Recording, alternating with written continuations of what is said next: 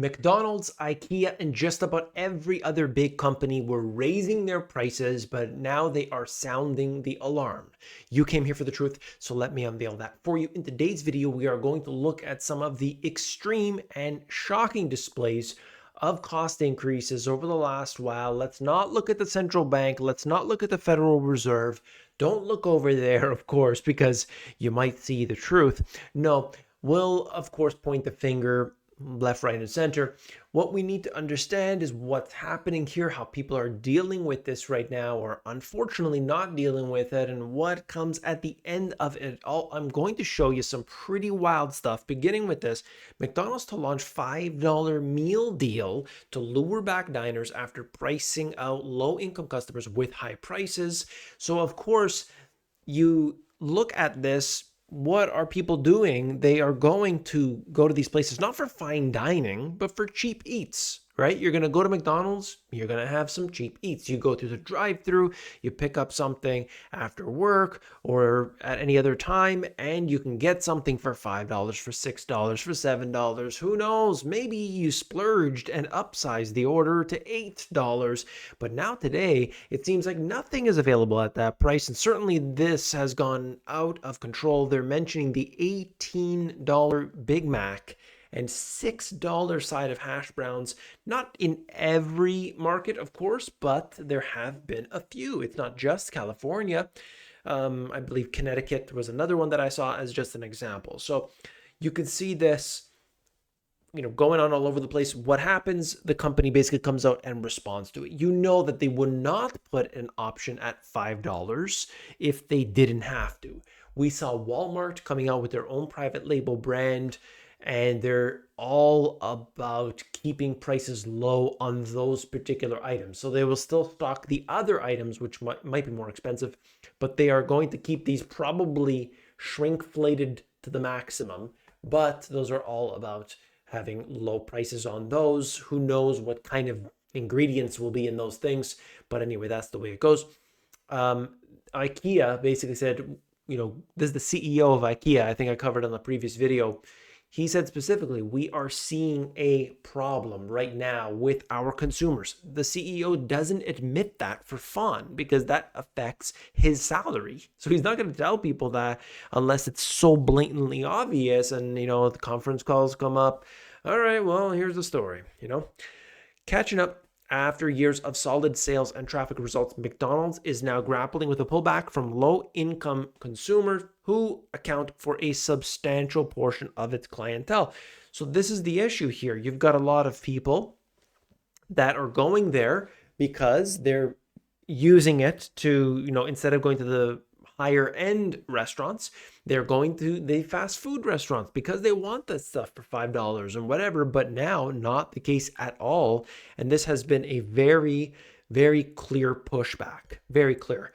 But there's just an issue. They have said we cannot be profitable at these higher prices. They have at least suggested that. It's not just McDonald's. There's a lot of these companies, and it's a lot of small businesses too. Not just big businesses, but we can point the finger at these big businesses. It's a lot easier because we have this spread not just across the city, or you go further state or province. It's across countries, and we can kind of compare prices over a much longer period of time. Like, we have more data, so we can do that. Okay, but look at this. I don't know exactly where this is, but you can see it for yourself. $18.99, some of the options, as well as $17.99. I don't know how you could suggest that. I mean, you can get a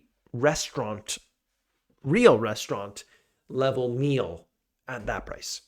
I mean, there's no question about that, but that's what you're getting. Okay, so this is what people are dealing with. Okay, I get that. If you have seen any of these examples, like shocking examples, let's talk about that in the comment section. I love hearing from everybody from all over the place. An $18 Big Mac meal is bad for America. Throughout America, more people can't afford to have a meal and talk with others at fast food places that have long doubled as community centers. You could see they give examples. They're talking about it, and certainly what, times have changed, essentially, right? And this inflation, if we're just going to say, hey, it's about the greed of corporations, and we don't look at the devaluation of the currency and start to figure it out and why this has gotten to this point and how corporations have been able to do this. And now they're basically suggesting, we're losing business as a result of it, right? So there's a lot of things, not just one thing. And do corporations love to increase their prices? Of course. Of course. All right. And so this is the thing. A lot of people would just say, hey, eat at home. Well, there's no question about it. You eat at home, you can probably save money. Okay. But there was a time in which if you wanted this cheap food, it would be a much more reasonable price. But food at home has also gone up dramatically. And that's why I've told people for a long time, we have to start making these choices to actively seek out ways that we can get our food at a lower cost, because that price can only go so far down before it starts bankrupting all these companies. And then what happens is the big companies buy the smaller companies, we lose competition, and things get more expensive. That's a matter of fact. What people want to do is they want to regulate the food prices. They want to regulate what people get paid. They want to have government basically go in and step in and basically say, okay, this is the price for bread. This is the price for, water. This is the price for all these different things. Government come in and do that. But we know that the historic examples of places that do that, it's really bad. Usually the circumstance, really bad. So we don't want it to get to that point. But why aren't we talking about those behind the curtain and the very obvious circumstance of devaluing a currency and looking at how bad society gets for that period of time afterward? That's what we should be discussing. Whole Foods CEO announces major changes to store that'll help customers save money and minimize the impact of inflation. This is Whole Foods. This is generally reserved for those with higher salaries and so on. At least you would think so. And here we go. The guy is basically trying to say, hey, we're going to do a few things. 3,000 of our products, the 365 brand, thoughtfully sourced products. All right. I don't know how exactly they're going to do that, but usually it's with shrinkflation. Okay. I don't know. They're not going to take a cut on their profit. That's for sure. So that's what they're saying. Okay. And this has a direct impact on, as you see here, average credit card debt in the US is now soaring past 6,500. That is a shocking number. If you're carrying a balance of 6,500 at 20%, 25%, you are getting hit hard. Hit hard. New Jersey residents leading the nation with an average debt of $8,155 per credit card. I feel bad if that was done because of, you just don't care. You just put it on. Let me buy a TV. Let me buy the iPhone. That's one thing. But if you're in dire straits and you're just, you were panicking, you needed the food or you needed this and that. And okay, that's a different story. But this really breaks my heart when I hear about people that are suffering and they're being burdened, because it's hard to get out of that. It's really hard to get out of that. Now, I know a guy personally who just recently, the guy booked his trip on his credit card, okay, went into debt for that, which is not wise. He's a young guy, 22. Came back. When he came back to his job, he then worked as many hours as the employer would allow him so that he could then pay that off. So at least he was responsible enough to then realize, hey, I don't want to go in the cycle of debt forever. That's what we need to try to do as best we can, right? But most people, they just get into the cycle of never-ending debt. They get used to paying the minimums, and then of course, it becomes a serious problem. This is just showing us in a map form where people are just getting absolutely crushed, okay? Absolutely crushed. Here we have it, though, going up another level, seriously underwater. Home mortgages tick up across the U.S. Seriously underwater, home mortgages tick up across the U.S. Roughly 1 in 37 homes is now considered seriously underwater in the U.S. And that share is much higher across a swath of southern states. We're seeing a few things going on, like in Florida and other places, where the trends have reversed. This is the big problem. We're seeing it now. We're not back in financial crisis, housing crisis time frame. There's no question about that. But there's other things that have happened here. Way more student debt. You have people with medical care problems that they didn't have as much of back then. There are a lot of things that are being added up here. And unfortunately, this cannot be reversed by if we just keep going on this trajectory, not going to be reversed. Okay. Looking at this, the great wealth transfer. There are, just talking about millennials, and there's a divide in between millennials. But certainly millennials are set to inherit some, potentially, this is what they say, a lot of money in what is known as the Great Wealth Transfer. Baby boomers are expected to pass down between 70 trillion and 90 trillion in wealth over the next 20 years.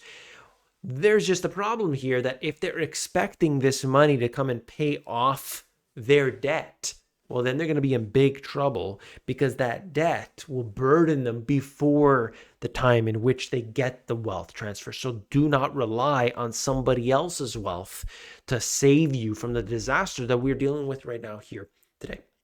And then as we look at the demographics issue, there's no question. You can see here, impending demographic shift in which older adults in the US will outnumber children for the first time in history presents significant societal and economic challenges and opportunities. The shift, often called the silver tsunami, is expected to impact multiple facets of society profoundly. We know that there are many cases of this. You look at Europe, you look at Japan, suffering the worst out of all of this.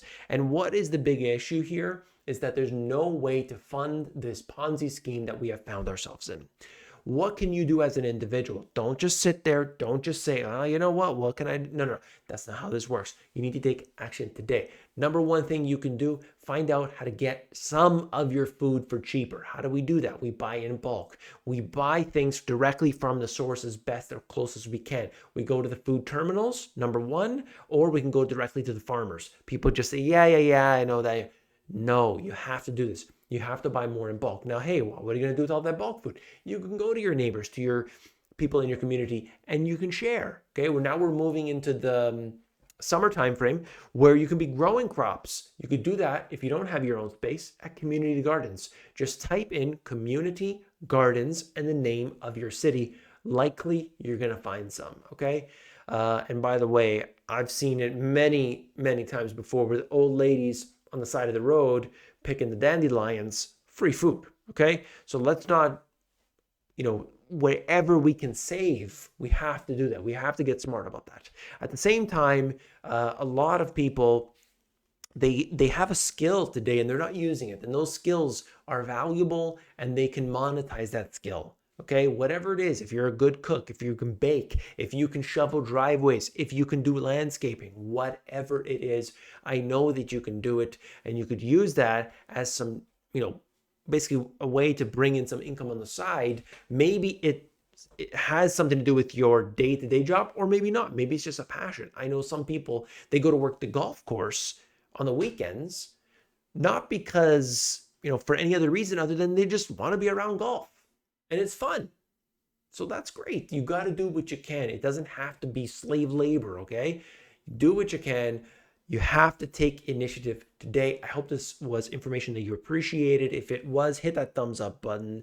I do want to thank you for that. If you want to learn more about what I can offer to you, there's a link at the top of this description. Read through it at the bottom there, and you'll get more stuff. I'll see you tomorrow. Take care.